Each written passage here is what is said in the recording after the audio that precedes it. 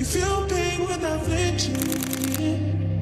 So say, give it a try. Give me nothing when I come down. I come around. As we choke me till I pass out. Hello mga kabady, today is another day. Tuloy lang natin ang pakikibaka sa ating buhay. Our topic for today is about kalayaan or freedom kung sa English. Ito din ay base din sa realidad ng buhay. Habang nasa kalsada ako may napansin ako. Yung cellphone niya ginawang camera 360. Nilagay nga lang sa top box. Okay mga kabady, magtrabaho muna ako. Mag-pick up muna ako. Ito pala ang first booking ko dito sa Marikina. Ito po sa kanyang bayad ha. Opo. Picture po. Yes sir. Okay po, thank you. Ingat po kayo. Ingat po. Okay, bago ang lahat, shoutout muna pala dito sa taong to. Dominic Sompay from Taguig City. Okay mga kabady, proceed na tayo sa next pick up. So ngayon, puro muna tayo pick up bago tayo magtitinda.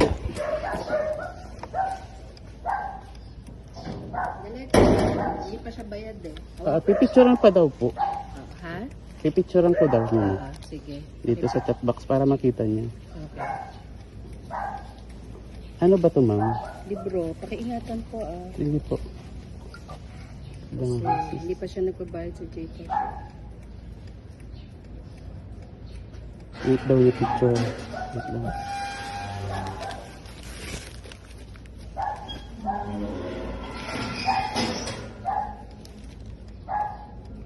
Tuwa naman kasi baka mamaya.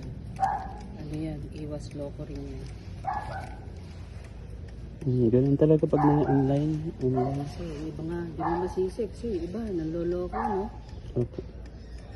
Late na halaga, loloko.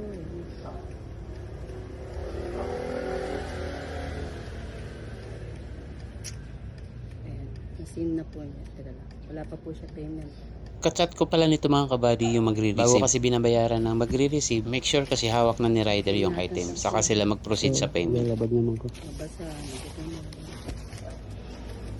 Kaya muna hindi muna ako maalis kasi inaantay muna ni ma'am yung payment. Parang kaliwaan lang kasi yan. Okay na po.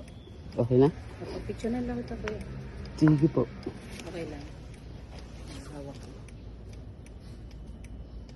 Ganyan talaga mga kabady pag online transaction kayo. Lalo na kung binook nyo sa Lalamove. Diyan din kasi natin makikita yung transaction to transaction. Kaya madalas laging napipicturan yung rider. Kasi proof din naman nila yun para ipakita na na-receive na namin yung item. Okay, dito na tayo sa pangatlong pick up. Sa Marikina pa rin to. Kaya po si Ernie? Opo. Papuntang Imus. Bacoor. Ernie. Ito po. Bakit po? At kinuha ko na nga kay ma'am yung ipapadala niya papunta pang Bacoor. Ito ay isang pabango. Picturean na natin para i-confirm for loading. At ayan na nga, ilagay na natin ito sa lalabag para secure. Bali ang dala-dala ko pala tatlo. 2 Taguig at 1 Bacoor. Okay, ihatid muna natin to. Saka na lang tayo mag-pick up ulit pag nandun na tayo sa Taguig. Para pag papuntang Bacoor, may bitbit na naman ako ng another booking. Kapag tuloy-tuloy ang deliver, tuloy-tuloy din ang pick up. Eto na nga mga kabady, pupunta ako ng BGC kasi yun yung unang drop off. Ako pupunta ng Acacia doon sa may subdivision sa part din ng Taguig. Okay mga kabady, ituloy na natin yung kwentuhan about sa freedom or kalayaan. Ang salitang kalayaan ay liberty o freedom sa English at ito ay may kaakibat na maraming kahulugan. Lahat ng tao ay nais na maging malaya. Sino ba naman kasi ang ayaw na magkakaroon ng kalayaan na gawin ang lahat ng kanyang gusto? Lahat tayo ay nais na magkaroon ng kalayaan na sabihin ang nais nating sabihin at puntahan ang mga lugar na gusto nating puntahan at kalayaan sa mas marami pang bagay. Ang kalayaan ay ang estado sa buhay ng isang tao na maging malaya o may kakayahang gawin ang anumang mga bagay na nais nitong gawin. Ito ang kakayahan ng tao na kumilos alinsunod sa kanilang mga halaga, pamantayan, pangangatwiran at kalooban na walang mga limitasyon maliban lang sa paggalang sa kalayaan ng iba. Mga kabady, lahat tayo may kanya-kanya tayong kalayaan sa buhay. Ganito lang kasimple body yung explanation ko dyan. Ito ay base lang sa akin. Natututo ako sa mahirap na daan na hindi ko lagi mapagkakatiwalaan ang iba na irespeto ang aking nararamdaman. Kahit na ako nirespeto ko sila, ang pagiging mabuting tao ay hindi garantisado para sa iba ay maging mabuting tao din. Basta meron ka lang kontrol sa iyong sarili at mamili ka kung paano maging ikaw. Para naman sa iba, ang pagpipilian mo lang ay ang tanggapin sila or maglakad ka palayo. Kasi ang tunay na kalayaan ay nagmumula sa iyong pasya. Kung tungkol naman sa pag-ibig, kung mahal mo yung isang tao, bibigyan mo ito ng kalayaan. Hindi porkit asawa mo na or kasintahan yung isang tao, ay wala na siyang kalayaan para sa kanyang sarili. At para sabihin, kontrol yun na ang isa't isa. Kasi ang tunay na may mabuting puso sa kapwa ay dapat nire-respeto natin yung mga bawat desisyon ng tao. Lalo na kung para naman ito sa ikakabuti niya. Kasi kapag kinokontrol natin yung isang tao, lalo na kung pang sariling interes lamang ito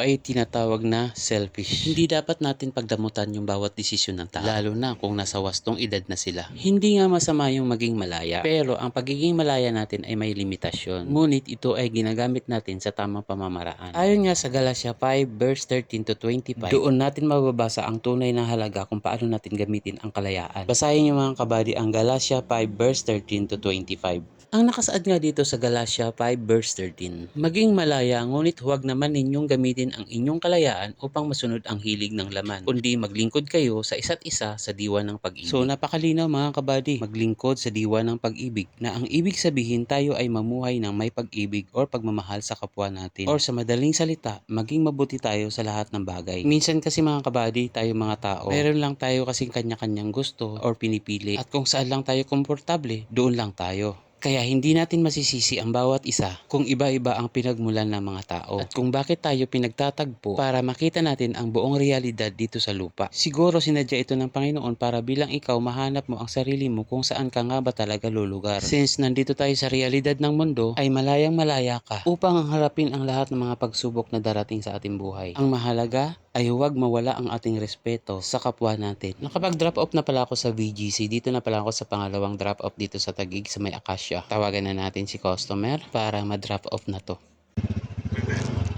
Hello? Paiwan na lang sa Blueton. Saan po? Sa Blueton, sa loob sa Blueton. Sa Blue Pakita Tent? niyo yung message. Sige po. Thank you. Happy po. Dito nga pala sa may Acacia ay mga building ito ng mga condo unit. Masyadong stricto ang mga gwardiya dito. Bali, ang mga parcel pala dito ay iniiwan na lang sa Blue Tent, na kung saan doon iniiwan ang mga parcel ng mga customer. Kuhanan ka lang dito ng mga details at confirmation na talagang pinapaiwan sa Blue Tent yung mga parcel nila. After ko nga ma-deliver yung dalawa, kumuha na naman ako ng mga panibagong booking. Dito lang din ito sa may Taguig. Para bago ko makarating ng Bacoor, may maisasabay naman ako ng mga panibagong deliver puntang Cavite rin. Papuntang Dasma. Papuntang Dasma. Yung nakuha ko nga palang booking is papuntang Dasma. Dito na babayad.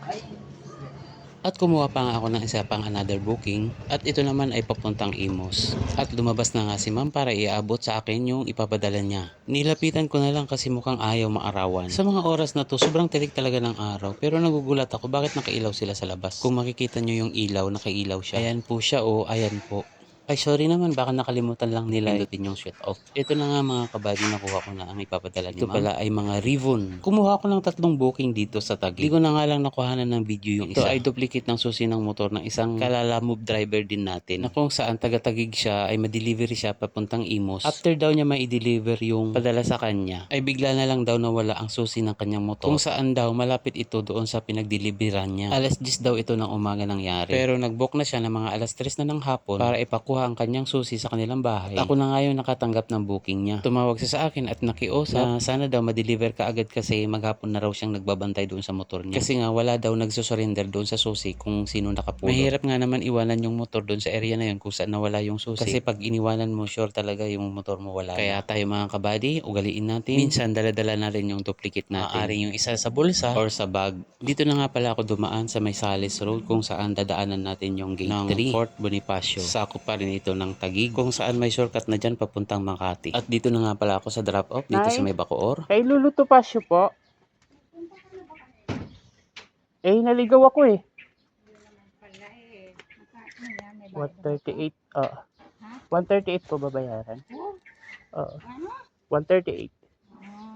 At kung mapapansin nyo nga si nanay, nakangiti pa. Kasi nga inulit-ulit ako kung magkano yung babayaran. Sabi ko 138. Yun pala yung pera niya sobra. Ako kasi yung tipong taong honest. Kung magkano lang talaga yung babayaran, yun lang talaga ang sisingilin ko. At nakadepende na rin yun sa kanila kung magtitip sila. O kaya malay mo, tinitisting ka lang nila. Kunyari hindi nila alam kung magkano yung babayaran mo. Baka naman kasi patungan mo kung magkano. Dapat honest lang tayo. Ayan na nga, ibibigay ko na kay ma'am yung sukli. Kaya wag natin ipagpapalit sa maliit na halaga yung tiwala ng mga customer. Kaya mga kabady, wag tayong masisilaw sa pera. Kaya kung gusto mo magkaroon ng pera, pwede mo itong kitain sa legal na pamamaraan. Bagkus nga mayroon tayong kalayaan sa sarili, ngunit ang kalayaan na ito ay gagamitin natin ito sa tamang pamamaraan. At huwag tayong padadala sa mga masasamang gawain. Yun nga mga kabady, yung paulit-ulit na sinasabi ko, ay bago tayo gagawa ng hakbang, ay humingo muna tayo ng gabay sa Panginoon. Sa pamamagitan ng pagdarasal ay hindi natin namamalayan na itinuturo na pala tayo sa tamang pamamaraan. May mga iba kasing tao na nakakapag-isip lang magdasal kapag may kailangan. O kaya kung may problema o kung may mga karamdaman, may kailangan man o wala, ang pagdarasal ay isang hakbang na para mo na rin kinakausap ang Panginoon. Na sa Kanya mo ipapaubaya ang lahat ng mga hinaharap mo ngayon dito sa lupa. At nandito na nga ako ngayon sa Imos. Dito ka lang. Pag hindi ko kasi maano yung number, ang gulo. Paganto kaya, no? Ang gulo. Bali, yan sir, 192.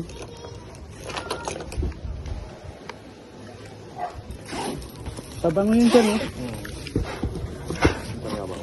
Ay, wala pa boss. Nagtanong nga dito si sir kung may barya na ako doon sa 1,000. Ang sagot ko wala pa. Kasi yung dalawang customer ko kasi dyan nagbayad through GCash. Okay lang naman sa akin magbayad through GCash. Nagamit ko rin yun pang pondo sa Lalamove. Kasi nagkakaltas si Lalamove para sa porsyento nila mismo sa apps ng Lalamove. Lalamove wallet. Kaya kailangan lagi may pondo yun para tuloy-tuloy ang receipt ng booking. Thank you. At ayan na nga, nabayaran na ako ni sir. Pero hindi ko ini-expect sobra-sobra yung bayad niya. Alam nyo na, kapag sobra-sobra yung binayad sa'yo, tip na yun sa inyo. Pwede na itong pangkain, pangmeryenda, or panggas. Sa araw-araw na biyahe mo, hindi ka talaga mawawalan ng walang tip. Laging meron talaga. Lalo na yung iba, kapag nagbabayad ng GCash, may pasobra talaga sila. At eto na nga mga kabady, kahit sa sobrang busy, nakakaramdam din tayo ng gutom. Tara mga kabady, meryenda muna tayo. Tapa. Magkano sa halo-halo? 40 po. 40? Maghalo-halo sana ako kaso naisip ko pala may dala-dala pala akong tubig. Baka kasi lalo akong mauhaw. At punta na nga tayo doon sa last destination natin dito sa May Dasma. Sa unahan lang ito ng Imos. So habang binabaybay natin yung last destination, sound muna tayo mga kabady.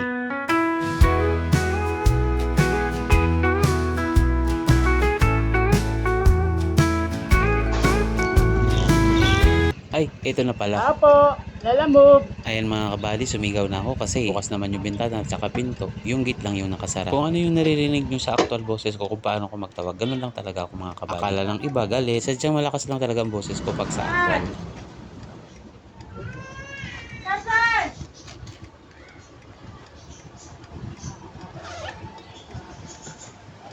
Ayun, pumasok pa ulit si ma'am kasi ang kukulit ng mga bata sa loob. Kaya ako na ang lumapit mismo sa gate. Ito palang i-deliver kay ma'am ay isang leather bag. Order nila ito sa isang online shop.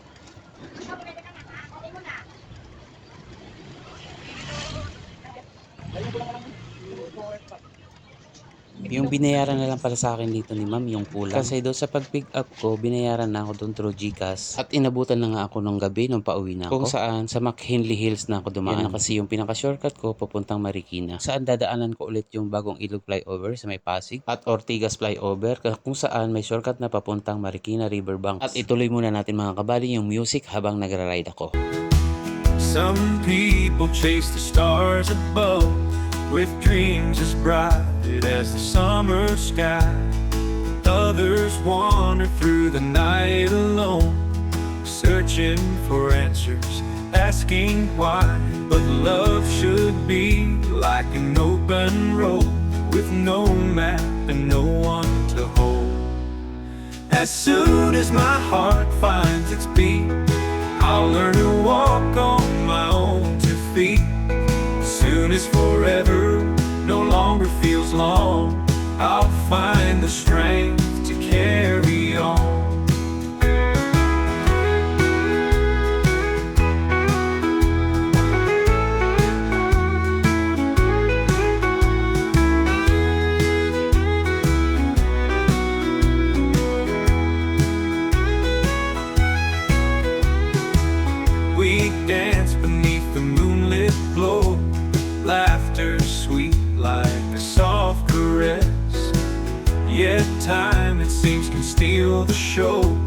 leaving behind this emptiness. Still I believe we can find our way. Just hold on tight and let love sway.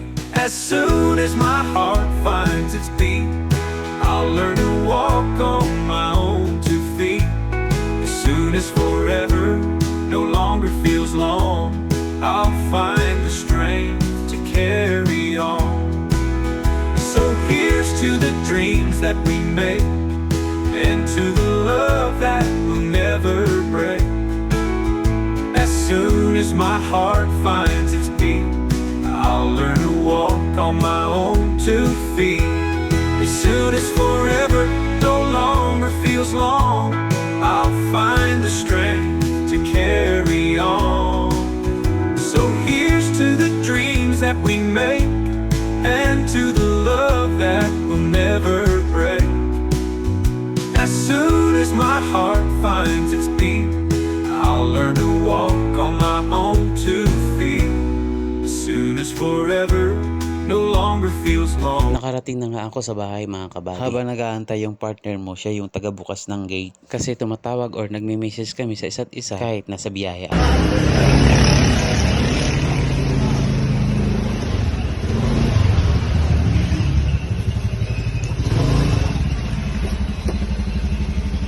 Ayan mga kabady, garahe na si Bitoy. At sumalubong din si Nini Dug. Baba nga, baba. Baba. Diyan, sa baba. Dito sa baba. Yan. Diyan. Kiss na. Kiss na, dali.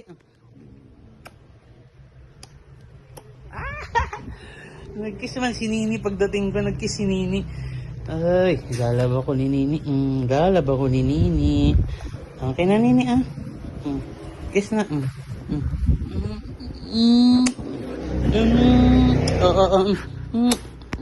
Hanggang dito na lang mga kabady. Bye-bye!